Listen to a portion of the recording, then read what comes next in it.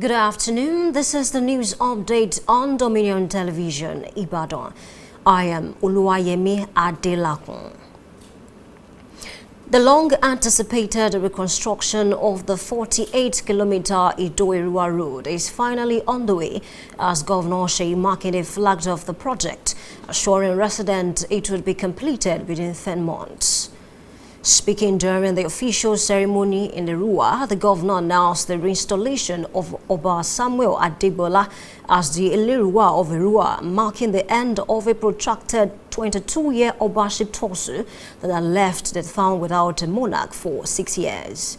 Governor Makinde congratulated Oba Adebola, describing his return to the throne as a triumph of justice and due process.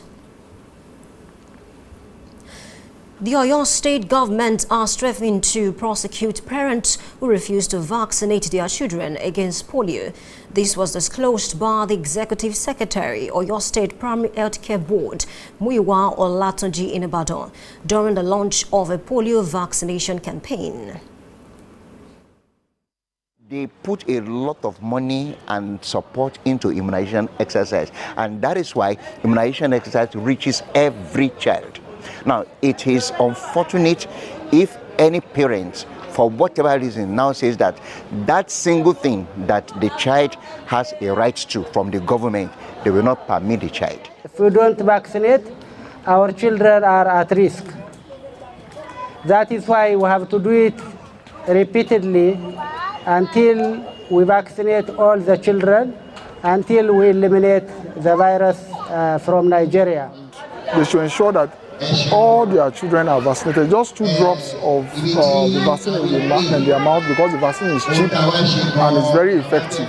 When parents don't allow children to be immunized, the children stand the risk of either, having a disease or possibly, running into the risk of having impairment.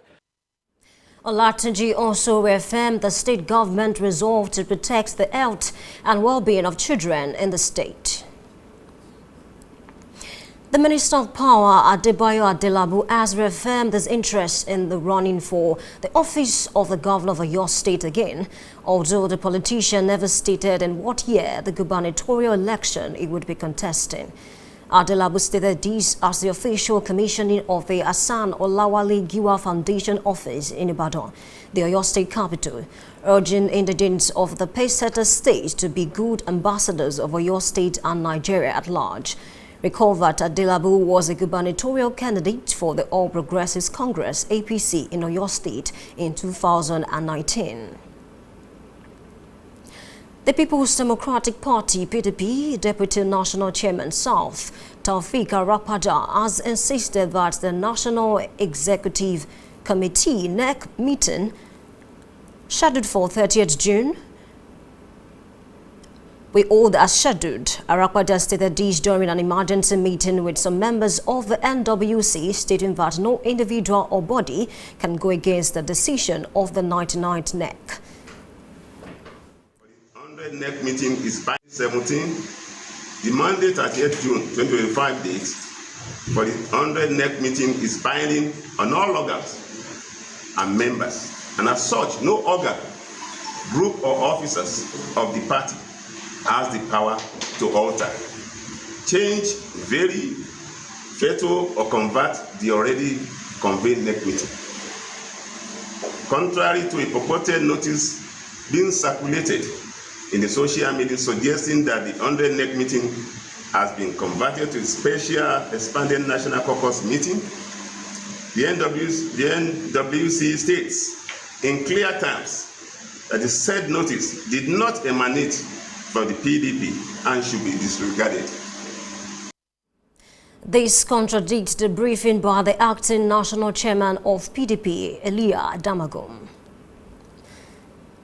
Similarly, the Southeast leaders of the People's Democratic Party, PDP, after a closed-door meeting, have insisted that the 100th NEC meeting will hold after Enugu State Governor Peter Mbah hosted his Oyo State counterpart, Governor Seyi Makinde.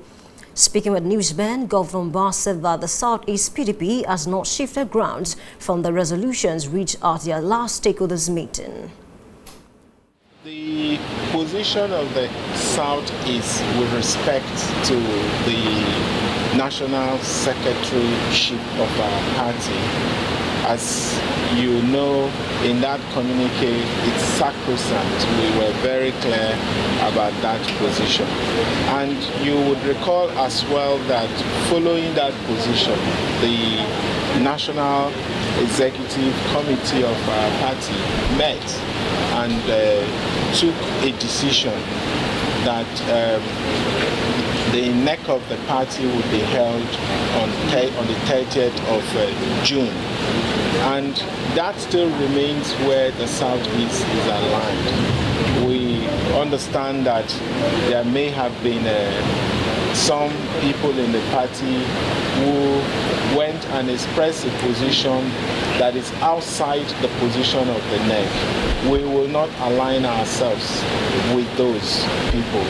We would align ourselves rather with the position taken by NEC to have the NEC meeting on the 30th, and that the deputy national secretary of our party would continue to act as the national secretary for now.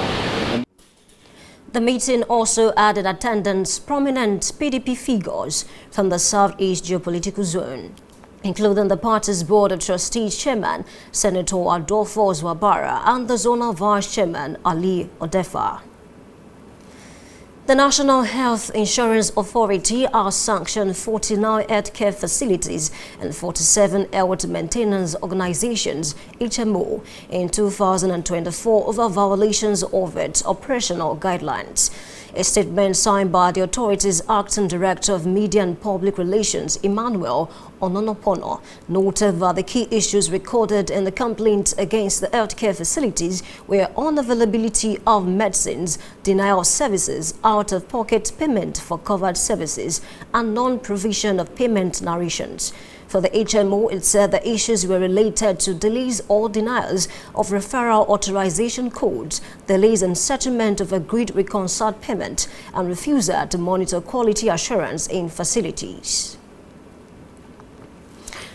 On the foreign scene, at least 7 people have been killed and many more injured during recent anti-government protests in Togo's capital, Lomé. Faure Nasibe, who was ruled since 2005 following his father's death, was sworn in May as president of the Council of Ministers. The powerful role has no official term limit and is eligible to be re-elected by parliamentary indefinitely. The protests were over recent constitutional reforms that could cement President Faure's long hold on power, and there were evidences showing apparent abuses by security forces during the protest. It was also stated that the internet access across the country has been restricted, with social media platforms functioning intermittently.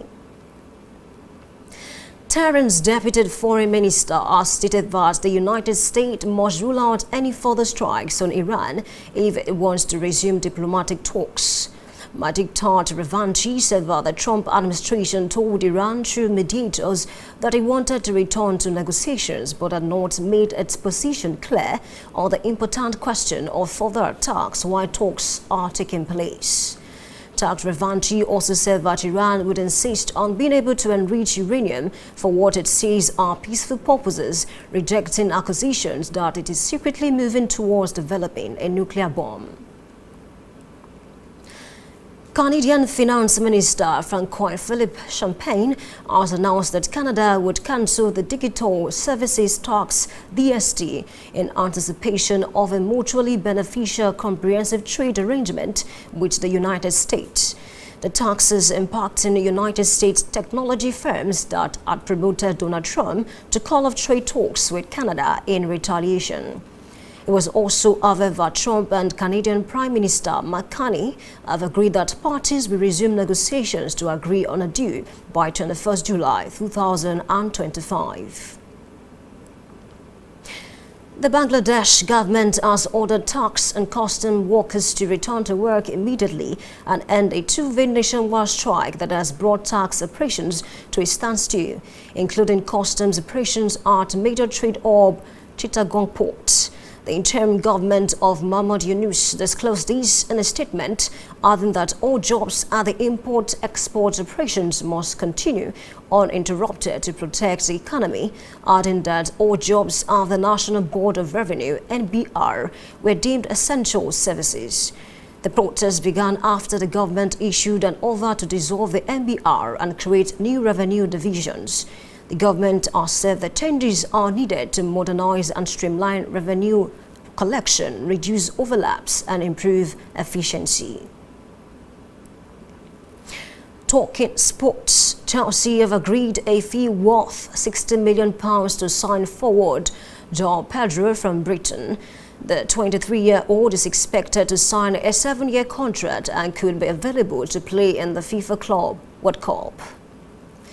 João Pedro, meanwhile, joins after delivering 30 goals and 10 assists in 17 matches over a 2-year spell at Brighton, following a then club record £30 million move from Watford in 2023. You can visit our website on www.dominion.org.ng to watch us live and interact with us. You can also follow us across our social media platforms: Facebook, Instagram, TikTok, YouTube, and LinkedIn at Dominion Broadcast, and X at Dominion Cast. And that ends the news update on Dominion Television. I am Oluwayemi Adelakun saying thank you for watching and good afternoon.